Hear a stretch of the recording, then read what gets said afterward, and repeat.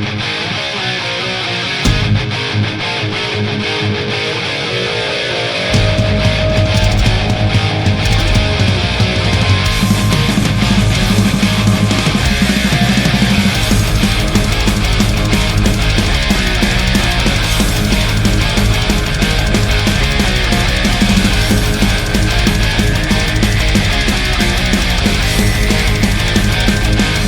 have found Punting is winning. Just two avid fans who like to talk about Hawkeye sports. Here are your hosts, JD and Keith.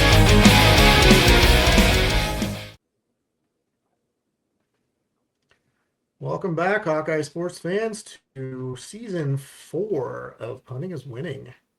Been a long summer. We're happy to be back. Happy to have everybody back with us. Been an interesting summer. It was needed to take a little bit of a break, reset. Not a whole lot going on for sports-wise. We'll jump right in. The season, summer's almost over and fall's almost here. It's like I kind of felt that on the way to work this morning. It's like 66 degrees when I left. I was like, that's kind of a crisp fall day. That's getting to that point where the smell's in the air. I mean, we had week 0 of high school football last week, which really blew my mind.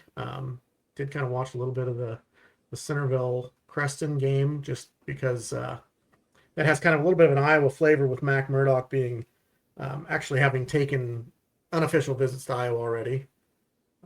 He did throw for 490 yards and a loss, but I kind of thought that was strange considering they were up 22-0 in the first quarter. And that kind of, I don't know, must have imploded. I didn't watch a whole lot after that because I thought it's over at that point. But anyway. Well, I don't know if you want to go over anything that. First of all, welcome back. Yeah. Welcome back to Punting is Winning podcast. Did y'all like the new intro? We've got the new intro going. I hope you all appreciate that. And I know Brian worked very hard. Keith worked very hard on that. So, it looks good. I saw it and it's nice. It works for me. So, I like the cartoon faces a little bit more. Yeah. Yeah, we've had a busy summer. I know you've been busy. I've been busy. You traveling some and with work, and me with projects. I have had more projects this summer than any time I can remember. Just, new deck, landscaping around that, picking out plants. That's always the hardest part when you got two people and neither one of us can agree with the other one. But yeah, just happy to be back. Happy to have football season on the horizon, and ready to go. Ready to get this thing kicked off. Yeah. Yeah, I can sympathize with the gardening or landscaping, I guess. I do a little bit different. I'm just pretty much whatever you want to do. I'll plant them. I'll buy them, plant them, whatever you want. I don't care.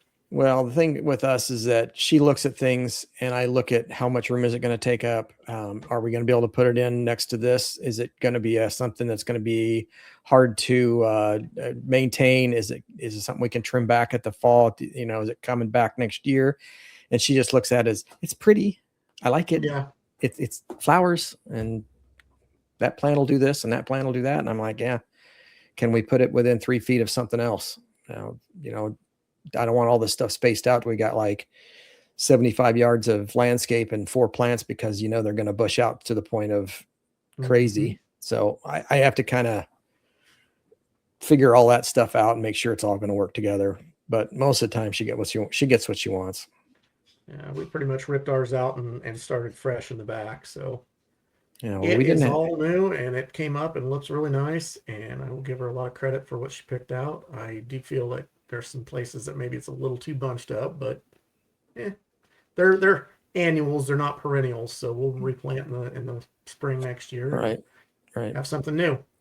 Well, everything that we put in is all brand new. We hadn't done any landscaping. We've been in our house 23 years. It's the first landscaping we've really done. And we did it ourselves. And I don't think it looks too bad for 2 people that really didn't know what they were doing. So yeah, same with us. I'm happy with it. So, and that's all that really matters, I guess, her and I. Well, shall we get right into the biggest things? Football season's 2 weeks away, a little less than 2 weeks away now. We're recording this on a Tuesday, so we've got about a week and a half before game 1. Looks like week 0 coming up this weekend. Some games on the docket. I haven't really paid too close attention if there's anything worth really watching. North Carolina TCU, I think on Thursday of this week. And that's in watching. Ireland, maybe. Could be. And then I think next Thursday is kind of like the official kickoff of, like, I guess it's the unofficial kickoff.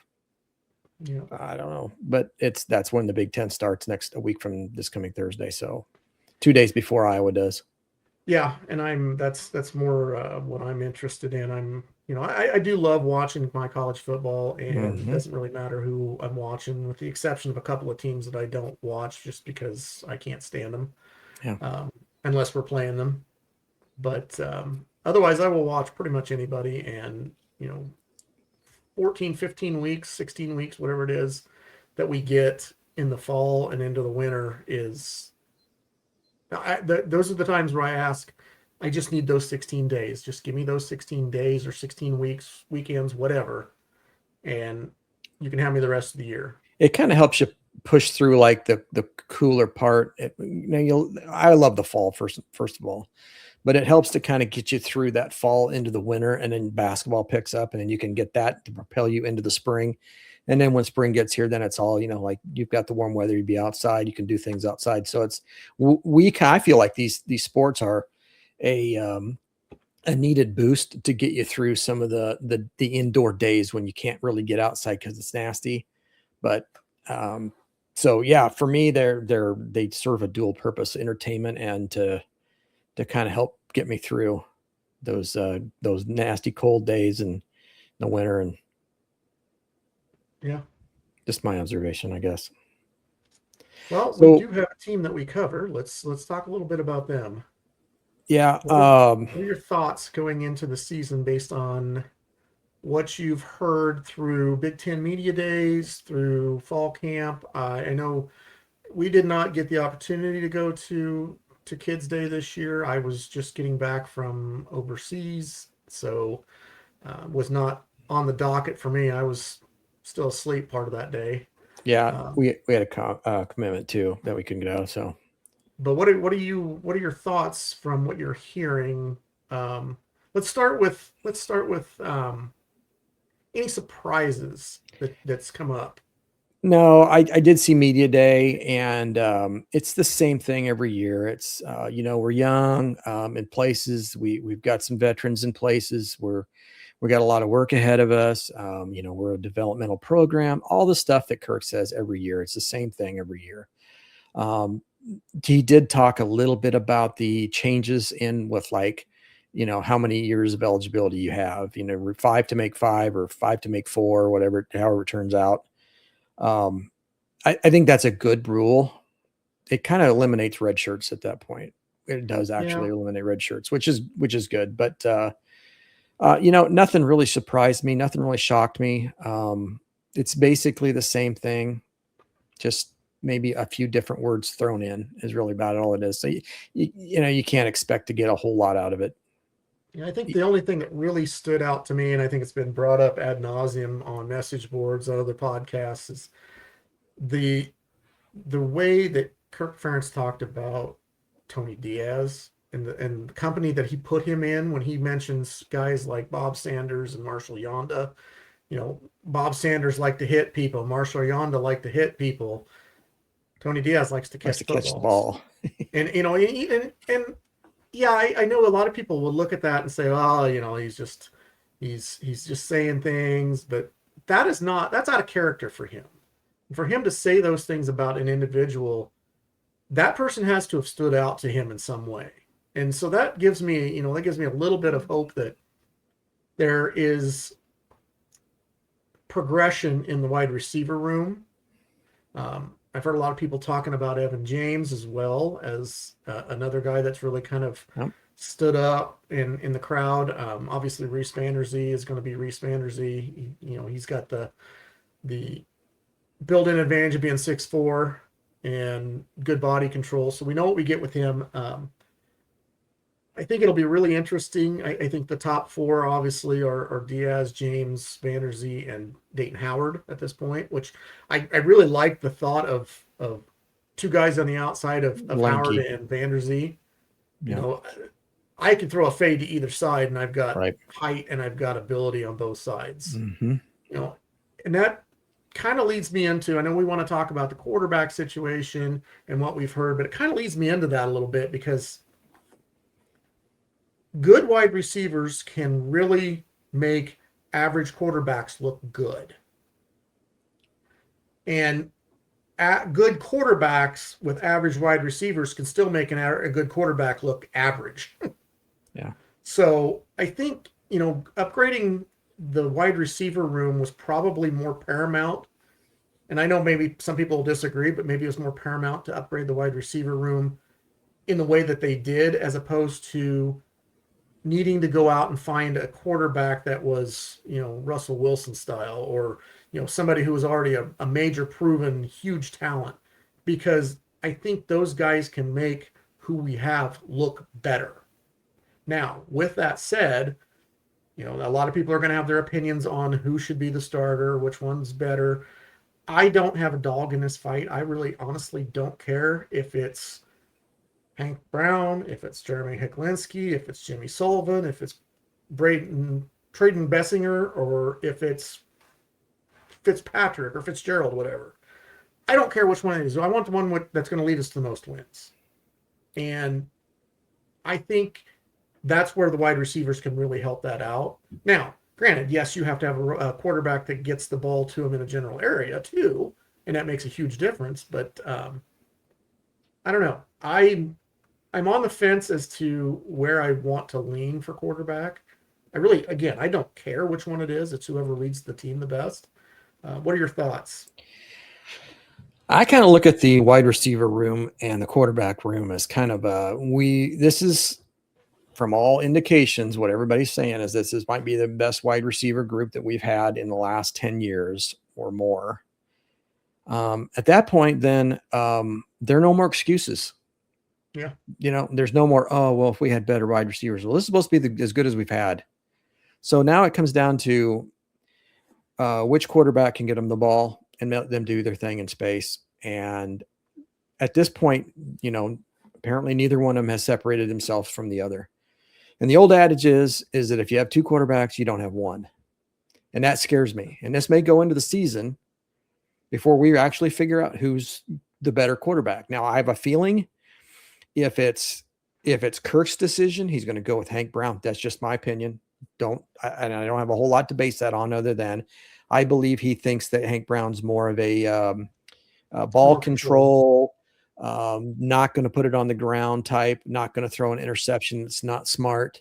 But I think if it's Tim Lester's decision to make, I think he's leaning Heklinski. So, it's going to come down to who's got more clout. If Kirk is more able to back down and say, okay, Tim, we'll let you go with Heklinski, but we're going to look at both teams, or both guys and maybe on the same field. So, it may be a situation where that first game with Northern Illinois, you may see Heklinski the first quarter and Brown the second quarter.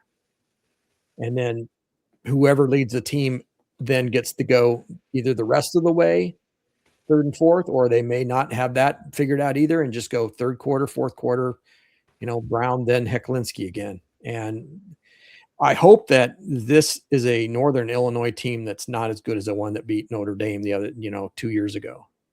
Because that's supposed to be a very good team. No, they're not. And they're on the Mountain West. They're kind of weird. But that's what, I was supposed to kind of win this game handily. I hope that's the case.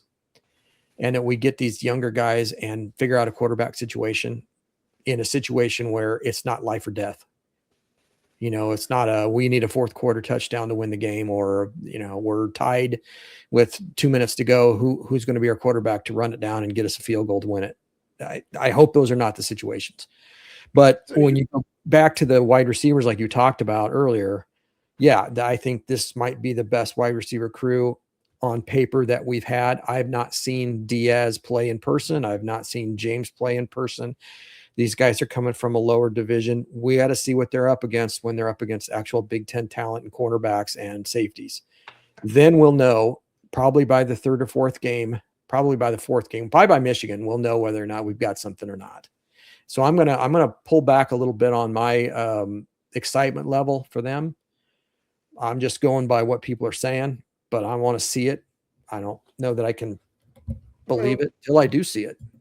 And I read a lot of things on the boards about people and their opinions on who should be the quarterback.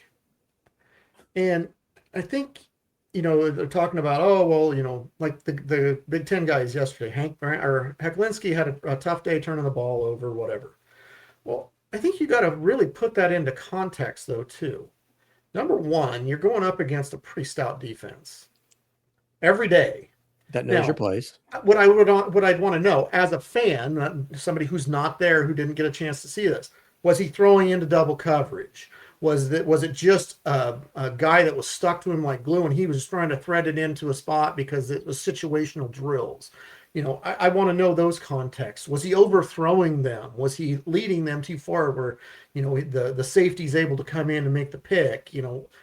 That's the stuff that I want to know before I ever would make a decision of, Hank Brown's terrible and Hecklinski's the guy.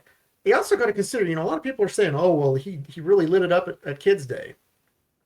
He hasn't done that since, from what I've heard. And you've also got to think about the fact that Phil Parker is very, I don't know what the right word I want to use here, but savvy. I think when something like that happens, when it's in front of a bunch of people, it kind of pisses him off. And he gets on his guys. And, those guys know those plays. They're running and I honestly think when the Big Ten Network's there, everything's pretty vanilla. Oh, yeah. So the Iowa defense is going to know the Iowa vanilla offense like the back of their hand. So I take that kind of with a grain of salt as well. I want to see what these guys can do against non-Iowa defenders. Because we know that Iowa's got a stout defense, always has every year. I know people are talking about, this isn't going to be as good a defense.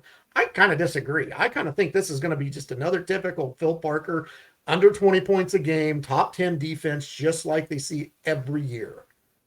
Because it's not so much, in this scheme, it's not you have to reload. You just replace people with people who've been in the program for 3 years.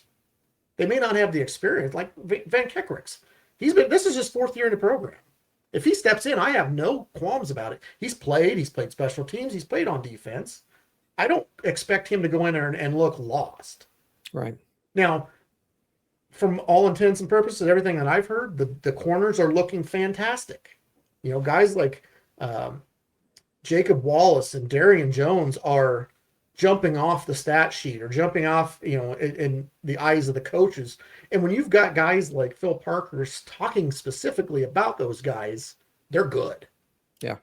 So I kind of tend to take some of these practice reports with a grain of salt. I would want to see it with my own two, like you said, I want to see it with my own two eyes of what are they doing that's causing these picks, these turnovers? Is it that they're throwing in the coverage a lot? Are they trying to thread it into double and triple coverage when they shouldn't? Are they missing the open guy to try to put it to a specific read? If that's not the case and it's just good defense, I'm not going to be concerned. Now, if they're putting it in there and they're just missing reads and they've got guys running wide open and they're trying to force the ball into double coverage, then yeah, okay, I'm concerned. Doesn't sound like the coaches are all that concerned. So I think they realize they are going up against probably a top 5 Big Ten defense. And in reality, when you look at the defenses that Iowa will face this year, they would probably be at worst the 3rd best defense that they'll face, behind Ohio State and Michigan maybe. Yeah. And I'm not sure that Michigan has a better defense.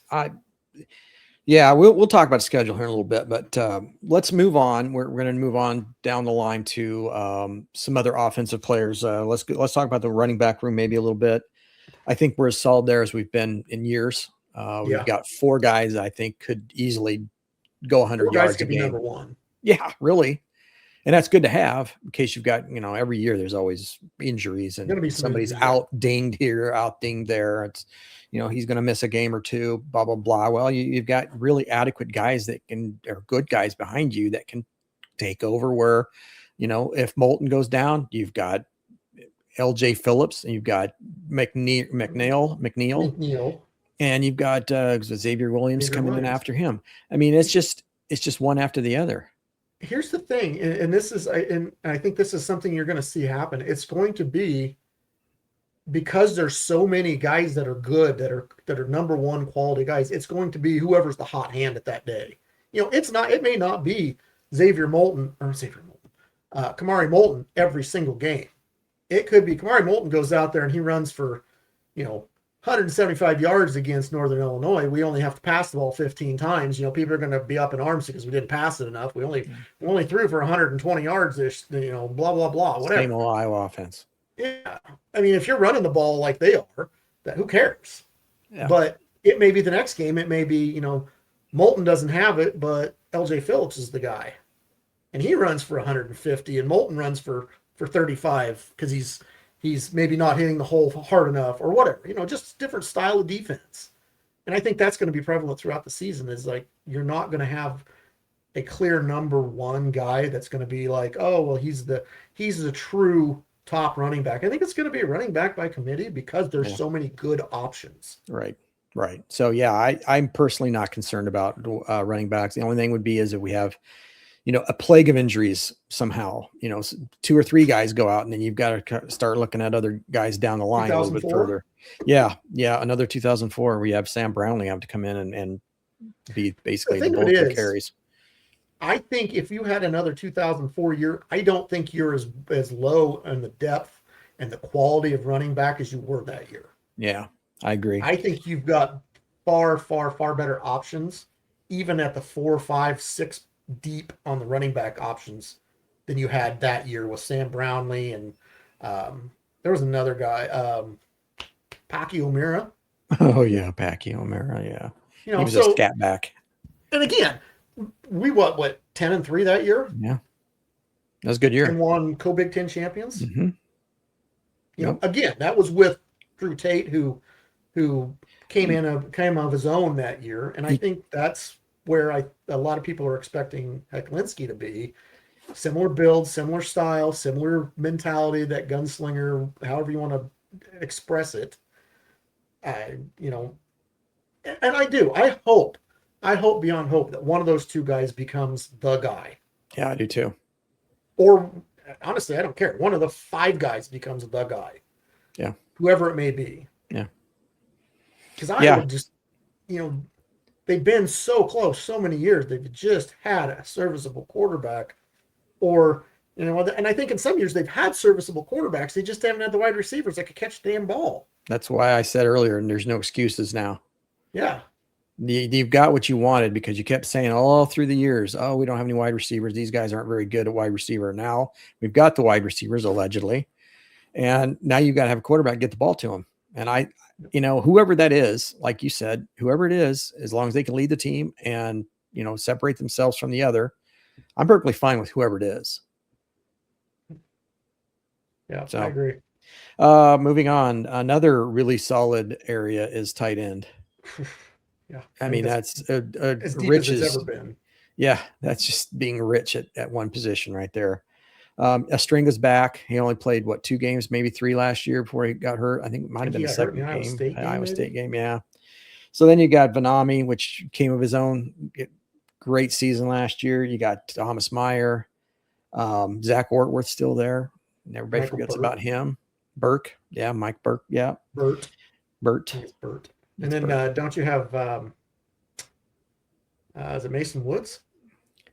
Yeah, I don't think he's going to see much of the field. No, but he might see some special He teams is going to action, see some. so. Yeah, a lot of the younger guys will probably see a lot of the special teams work, and you're going to see some. You're right. I think that's a very deep group anyway. Oh my goodness, it's so deep.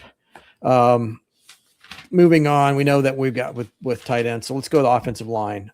We've had to replace a couple guys, offensive line, some really good players that went on to be draft picks. That's something we're solid at pretty much every year. And I think this year will be no exception to that. I just think there's going to be some guys that that played second team reps last year that will be playing full first team, reps this year. And, but like Lauk, he's going to start. Pieper. Depends on who you talk to. I heard Cale Winter is going to be probably putting as a center. He's probably, that's where he's been playing. You got Jack Dotzler, Michael Maslinski. There's a lot of good guys. Leighton Jones is a second teamer even. Yeah, Leighton Jones. There's a lot of quality players that can interchange back and forth, maybe play guard for a while, play tackle. They know all the calls. They know all the blocking scheme.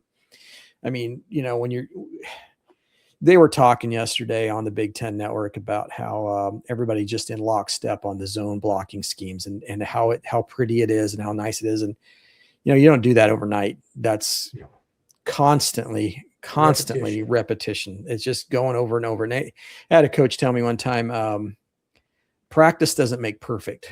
Practice makes consistency. Yeah. And I think that's more important than anything. And I think just being consistent, having guys in there that are, true number ones, they are consistent as a group. And if you get a guy that steps out for a while and it gets dinged up, you got another guy step in and he can be just as consistent. And that's the important part with offensive line. I think there's, this could be another Joe Moore award-winning. As I say, Jake Butt said that he sees this group vying for the Joe Moore award again this year. Yeah, I kind of stole that from him. Yeah. So I'm not concerned. I mean, the only thing I'm really concerned about on the offensive side is the quarterback. I'm not as concerned as I probably would normally be. I feel like a lot of stuff is being downplayed a little bit to temper expectations, maybe a little, but to also be a little bit on that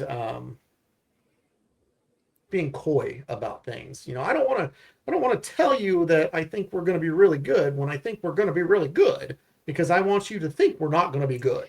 I want you to think this is a typical Iowa offense that can't move the ball. Kirk alluded to that yesterday on the Big Ten podcast, or the Big Ten media day, or whatever it was with them.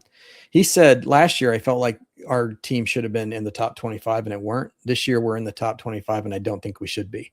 Now, I don't know how much of that is, just playing to the camera and if he really truly believes that. Maybe he does. I don't know. But I thought that was kind of telling a little bit. Well, I think he's looking at it from the aspect of how much they had to replace and how young they are. But the uptick in recruiting over the last few years has made that less of a concern. You're still talking guys that have been, in a lot of these cases, a lot of guys that have been in the program 2-3 years already. Especially the linemen, the quarterbacks have been in the program for 2 years now. The running backs, with the exception of LJ Phillips, has been every one of them has been in the program for at least 2 years. You've got outside receivers that have been in there for 2 to 3, 4 years now. Granted, yes, Tony Diaz, Evan James, new guys, but I think Kirk said it before, the farther away from the ball you are, the easier it is to pick it up and play. So I think that's easier for that to happen. The tight ends. You're looking at tight ends that have been in the program for 3 years. So I don't feel like yes, there's going to be a lot of youth. Yes, they replaced a lot of experience, but they're replacing it with guys that are hungry and that are good. And some do have, experience in mop ups, or, as somebody gets dinged up or 2 or 3 plays, they're in, and then they're back out, so it's not like they're completely cold, not having ever seen the game before from a college standpoint. So I'm not too worried about the offense this year. The only thing is that, we talked about quarterback. That's the only thing right now. It's nice that it's really nice that in the last 3 years, this is the first year that we've had a quarterback that we've had through the spring and through the fall that hasn't been hurt. Yeah. You talk about McNamara hurt. Then last year you had Mark Gronowski hurt. Couldn't participate in the spring. Couldn't do anything until June. And then he was, tempered on how much he can throw the ball and how far. But then by fall, he's got 3 games before he realizes what he's really needing to do, and it figures it out. 3 or 4. Because remember that first couple of games, he didn't throw the ball hardly at all, and it was I think it was poor. First game we only threw for like 40, 48 yards, 48 or 44 yards. The next one was only 80 something yards. So I mean, and then by the time the season ends, you're thinking this kid, man, if he'd have started this way, would we had him for another year? if we had him for another year, that he wasn't hurt, we could be sitting there talking about a top 10 team, maybe. He's a touchdown maker. Yeah, but, he's a leader. Yeah, and we got to move on. He's with Miami, and I wish him well down in Miami. Hope he makes the team. Let's talk defense. Let's start with the defensive line. Defensive line. Probably the biggest question. Bryce Hawthorne, I heard, was lighting it up. Same with Devin Kennedy. Devin Kennedy also. But you're going to have guys like Bryce Stevenson, Luke Gaffney, Yosei Epinesa is going to come in as probably an edge rusher. Will Hubert, Kenneth Merriweather, all those guys. Drew Campbell either. Yeah, Kamari Brown. Do we know anything about Kamari Brown from? Was it Elon? He came in from. Yeah. We got to figure out some of these new guys if they're going to be any good or not. Yeah, and I have a feeling he's going to be good. I think he's being overshadowed by guys that have been in the program for a year or two now. He's still trying to get his feet underneath him and figure things out. But I remember when we went to the spring practice, he kind of flashed in the spring practice. I noticed him, and I noticed Drew Campbell too. Yeah. Those are the two guys that I really was like, yeah, those guys. And granted, you're talking spring, you had a lot of guys that were out anyway, so it's kind of harder to gauge. But I really kind of, I remember 2 years ago when we went to the spring game, the one thing that really stood out to us was, boy, that Carson Shire is really good. And he was right, and we were right. He was good. Because he showed it in that spring. And I think that's something where I can, you can be built on as Kamari Brown and Drew Campbell were two guys that I really noticed on the defensive line. Yeah. Yeah. I mean, that is the question mark. I think everything else within the defense is pretty solid. I think that's the only really kind of iffy situation is that defensive line. And I think it'll be fine once they get figured out who's doing what and who's a player, who's not a player, who's a practice guy and who's a game guy. Because there are game guys, there are practice guys. There are guys that just look like world beaters in practice. You get them out in the game and they can't do anything. Josh Oglesby. Yeah. So, and I think the other place I don't have as much concern about. I think it's a spot where we've got high talent coming in, but lack of experience is at the linebacker spot outside of Montgomery. I think Cam Buffington's can be the guy? Absolutely. Yeah. I mean, I saw it last year when in limited reps. I saw it in the spring.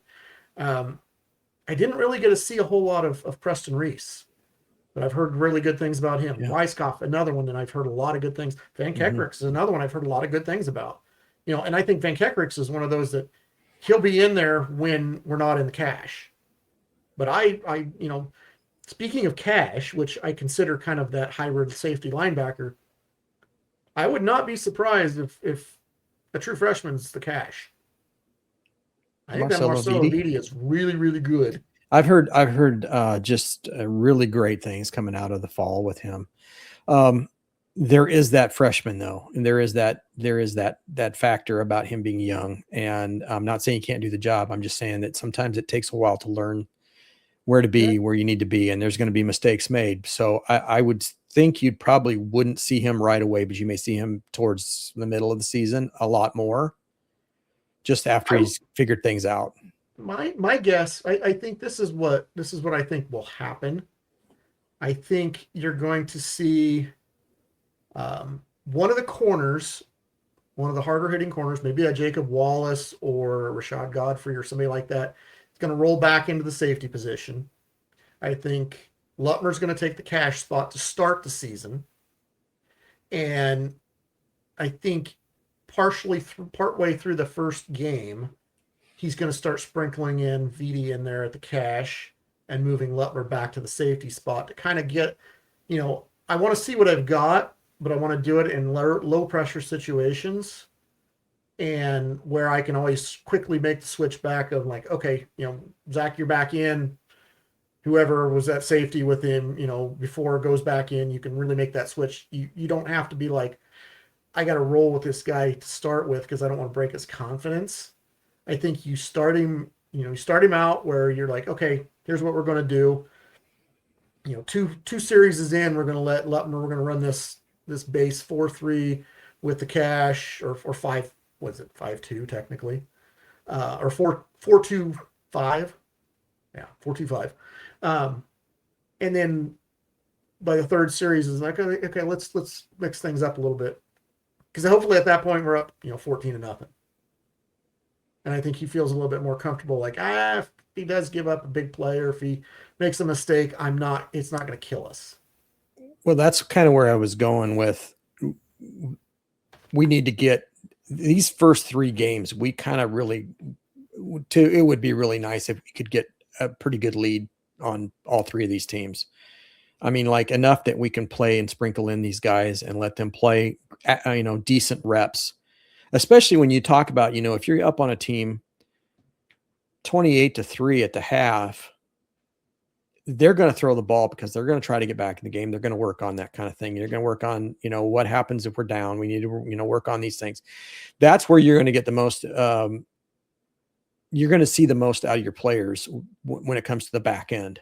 Yeah. And how do they react to being put into the spotlight for a little bit, maybe a 4 or 5 series of plays.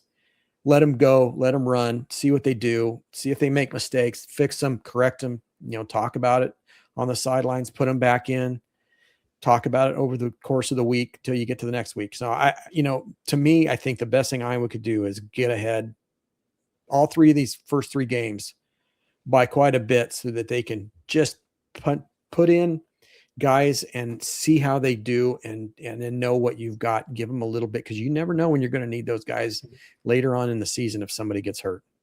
It's good to get them on that. I prefer to see them sprinkled in with the ones, not just put in as a full blown full defensive line like substitution, a whole type second thing, team type of thing. thing. Go in second team. I want to see those guys perform with the starters, but I think you look at the first 3 opponents. The first 2 opponents are probably going to be 2 of the worst Power 5 teams, or Power 4 teams, or Division 1, whatever teams in the country. I'm not going to go that far, because rhetoric like that can get you beat, and I don't want to go like that. I want to say that there's a good chance that Iowa is a better team and they should win these games, but I'm not going to say that they're the worst. Because if we get beat by Iowa State again for some weird reason, they kick a 65-yard field goal this time to win, it's going to look really bad. So I'm not going to say anything. I don't want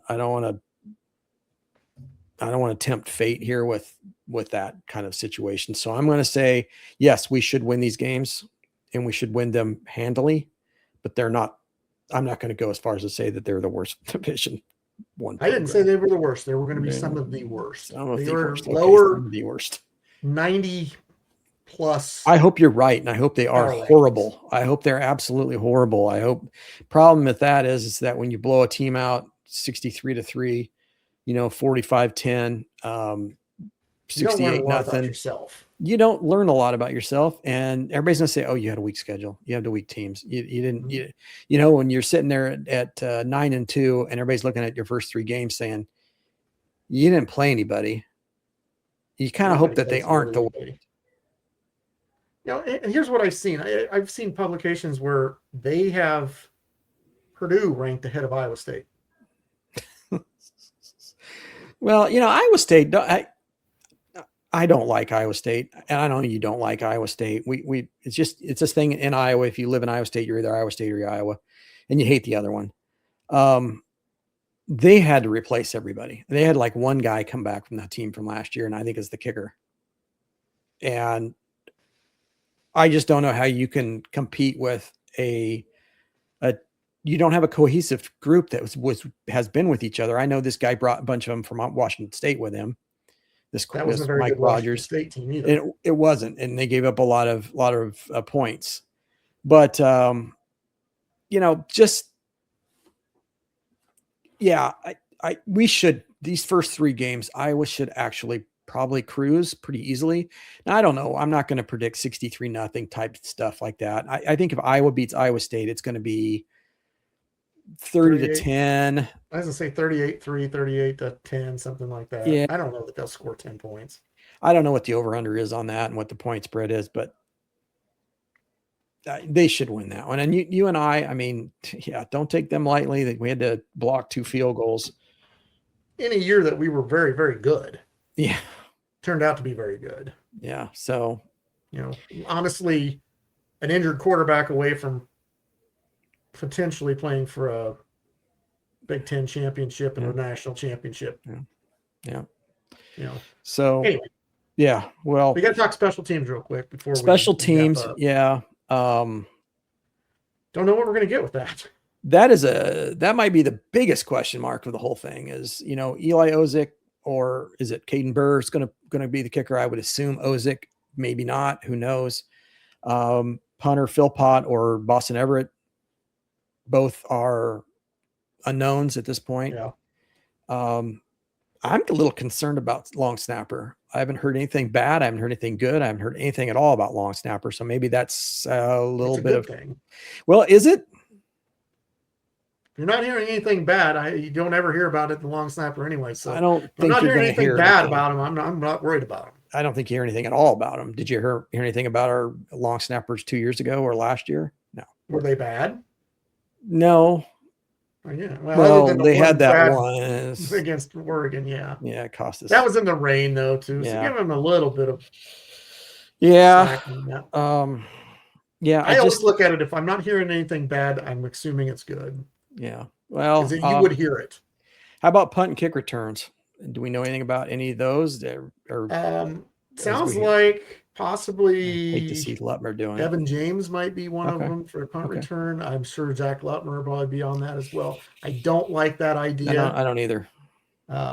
It was different with Caden Weegan because you had other depth around him that was, basically better wide receivers than him in a sense. I don't know that you've got a better defensive back ahead of Lutmer. No, that if he goes down, right. I think that's one of those. I hate to say you're playing with fire there, but you are, and I don't like that one. I would go. Honestly, I would see what I've got with the Corn Belt Comet out of Adel. What was his name? Not Niall Koenig, but the other one. Yeah, I had his name on my lips here about a little bit ago, and I've forgotten it now.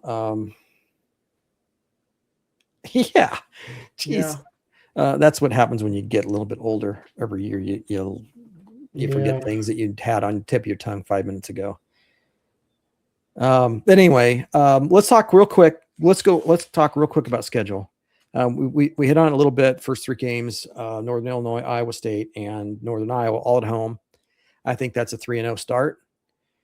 Travel to Michigan. I know that's going to be difficult, but Michigan's breaking in a new coach. They do have the same quarterback, and I heard he's doing better.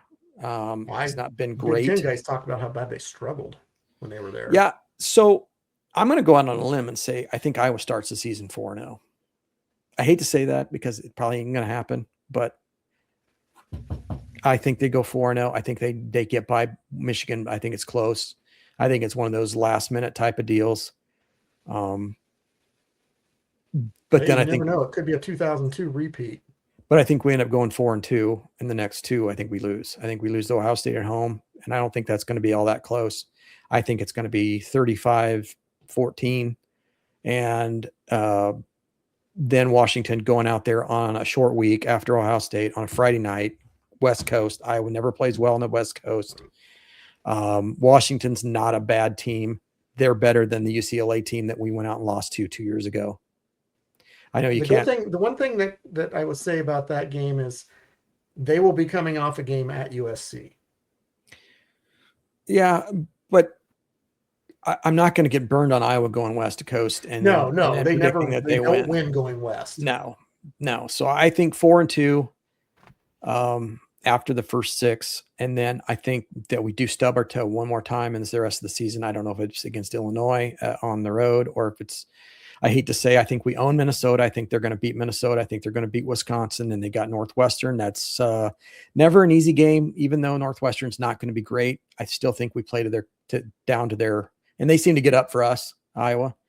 So I think there's going to be a loss in there. I don't think we lose to Nebraska at home. I just, if there's going to be a toe to be stubbed, it's going to be Illinois, in my opinion. Now it could be any one of those up there and beat Illinois, but I just don't.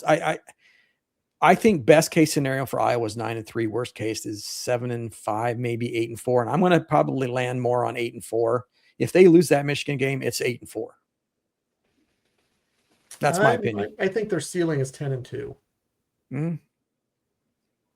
Because I think when you get past, if you can get one of the 3 in that three game, I think your confidence is built. Which one of those 3? You're better than everybody else on the schedule then. I agree with that. But sometimes you are, even though you're a better team, you don't win. I mean, look at Iowa, Minnesota about 3 years ago. Who was the better team? Iowa. Who won the game? Iowa. But it doesn't look like that in the record books. And in 75 years, when people look back, it's going to say Minnesota 12, Iowa 10, unfortunately. But who's going to win? Which one of those 3 games in a row is Iowa going to win? Do you think it's going to be Michigan? Or do you think it's going to be Washington? Because I don't think you're thinking Ohio State. I don't think they're going to win Ohio State. Honestly, number 1 team in the nation. I feel, and I'm not going to get sucked into the trap of going west. But I do feel like we're due for a West Coast win. You're getting sucked in. It's got to happen at some point. I mean, we were due for a bowl win, and we got it finally. And we lost 5 in a row. We've lost how many in a row going west? Well, you can take that leap of faith. I'm not going to. I'm going to say we beat Michigan. West was what? Back in the mid 2000s against Arizona, and I think we went out and played Didn't we lose to Arizona like 44-0? Arizona State team that blew us out. We also, I think we actually did lose that Arizona game too, because I remember okay. Yeah, I don't know when the last time was we went out west and won a game. Holiday Bowl would be the only other time. Oh yeah, okay, there you go, 2019. And that wasn't a regular season game, so they had 3 weeks to get prepared for that one. Not like they had 4 days. Yeah, we'll see. So, other than that, I don't know. Like I said, they finish up the season with Nebraska. I don't think Nebraska will have what they think they have. And I think that's another Iowa win. And we continue the domination on Nebraska. And I don't know. I'm excited for the season. I'm ready to get it going. I'm ready to see what we have at quarterback. And then we can sit back and play Monday morning quarterback the day after and determine who we think's the better of the 2 or 3 or 4. The one thing I do want to tell people is just temper the expectations on the quarterback. Even if they go out in the first week and light it up, doesn't mean it's going to happen every week. And it doesn't mean that's this guy performs more when the lights are turned on and this guy doesn't. It's, immediately anointing Hecklinski after the kids' day. Oh, he's the better quarterback. Well, it's one practice that we saw and we don't see anything else. So yeah, I could go out there and you put it in baseball terms. You've had games where you've gone out there and been 4 for 4 and hit the crap out of the ball. And in the next game, you can't buy you can't even buy contact, so don't just immediately go, well, he threw for 5 touchdowns at the kids' day. Well, okay. Yeah. Great for him. It was kids' day. It was situational football. It wasn't a full scrimmage. And some of those TDs, people said, might have been sacks. Yeah. So you just don't know. And you're going up against a defense that and knows you. So yeah, okay, 5 touchdowns against the defense that knows you. That's great. But what if they were working on stuff too? Or Let what me if they ask you. sprinkled in some guys? Let me ask you a question then. Well, let's play. You have to answer this question. Who's game 1 starter? I think Hecklinski's game 1 starter. See, I don't. I think Tim Lester will have the say so in that, because I think from a confidence standpoint, if you put Hank Brown in and he sucks and he just goes out and he's not good, and you have to bring in Hecklinski to relieve him, you'll have destroyed his confidence. You won't have anything from the rest of the year. I don't think Hecklinski's built that way. I think he's more of that. Yeah, okay, I'm gonna, I can put it behind me in the rearview mirror. I think that's been the problem with Hank Brown. That's what the problem was at Auburn. He had a bad game against Arkansas, and it got into his head so much, he got pulled, and he was nothing after that. I don't want people to misconstrue that I think that Hank Brown's the better of the two. I think that Hank Brown will start. I think Hecklinski is the better of the two, and that's who I would rather see play. But also, I don't know anything more than anybody else does as far as, I'm not there day to day. I don't know. From everything Kirk's saying, they're dead even. Everything's perfectly the same. Exactly. I mean, it's like you couldn't actually, when they do all the metrics and they take all the times and everything is exactly the same. It's equal. So it has to come down to gut feeling, I guess. I remember 2008, Jake Christensen and Rick Stanzi were dead even too. Yeah, it didn't take long to figure that one out, though. Took 4 games. It didn't take long for the fans to figure that one out. It just took longer for Kirk to figure that one out. Yeah. So, I mean, again, I'm not advocating for one guy over the other. I don't care which one. I want the one whoever's going to lead us to wins. I don't. Yep. I'm probably the least stat-oriented person when it comes to that position. I don't care if you throw for 400 yards, if you throw for 100 yards. If you still win the game, I don't care. If you go out there and throw for 100 yards and rush for 300, okay, you as an offense, you did what you were supposed to do. You go still win 35-0 or 35-3. You're beating the teams you're supposed to beat. Whatever. I don't care if you throw for 100 yards or 400 yards. Yeah. Just win. Win, baby. Exactly. Just win, baby. I think too many people put too much credence in stats. I mean, which would you rather have? A quarterback that goes out and is 28 of 34 for 390 yards, 4 touchdowns, but loses the game because he threw a crucial pick? Yeah. Or would you rather have the guy that doesn't throw the pick, throws for 150 yards, a touchdown or 2, or you rush for 2 touchdowns and still win? I'd rather have the win. I don't care what the stats are. When everything is all said and done and the dust settles, it's wins. That's all it is. It's all wins. Only stat that matters. That is the only thing that matters. And that's the only thing. That's what gets you into the playoff is wins. Yeah, I mean, there'll be people that'll disagree that you got to win pretty and you got to win. Stats make a difference. And yes, I agree. Sometimes stats do make a bit of a difference when you're talking 2 teams that are lined up against each other, head to head, got the same record, but this team just is more dynamic than this other team. Okay, maybe stats make a difference there. I look more at the quality of the opponent in that case than what their stats are. I think we get really kind of caught up in aesthetics as a nation, as a society, as a people, that it has to look good too. You can only, you win, but it also has to look good. And I think the reason why we think that is because all of the rhetoric that we've seen over the last 3, 4, 5 years that Iowa wins, but they win ugly. And so they're not considered to be an elite team, even if they win their games, just because they don't win the way everybody likes to see. And I think that's something that we get really, really caught up in that we shouldn't. And it comes down to, like we talked about just a second ago, it comes down to getting that ball over the end zone, into the end zone more often than your opponent does and winning the game, whether that's ugly or whether that's really pretty.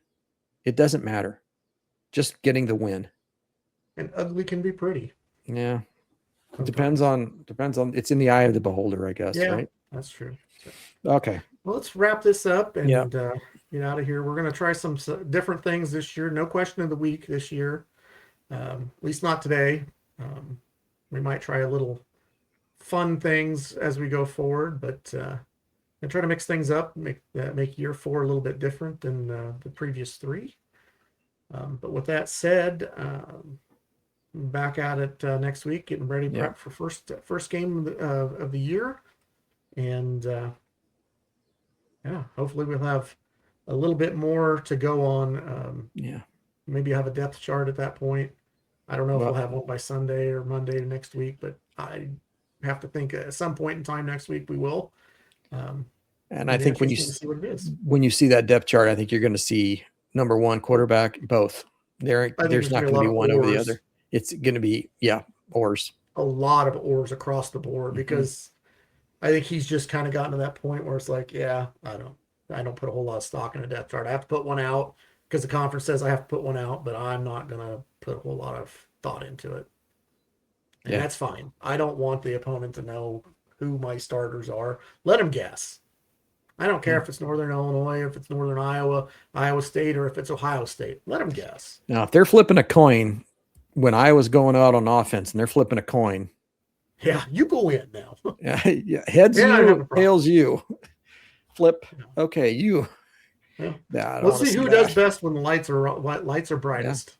And who knows? What if they both go out there and they, both put up numbers like 10 of 12 and 165 yards apiece? Well, we go this same route the next week and see. So then you truly understand what he means by there's no separation between the two of them until someone decides to separate themselves from the other.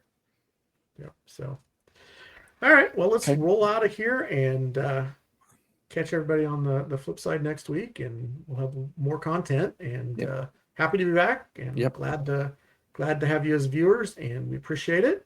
And subscribe. Subscribe if you haven't already, and you'll get notifications when we do put out new stuff. We usually ding little bell stuff once a week, maybe not necessarily the same day every week, because it just depends. Like 2 weeks from now I will be gone for the Iowa State game, or 3 weeks from now I'll be in New York, so we will not be putting one out on Sunday that week, but we will probably on Monday. So we'll try to do Sundays as much as we can.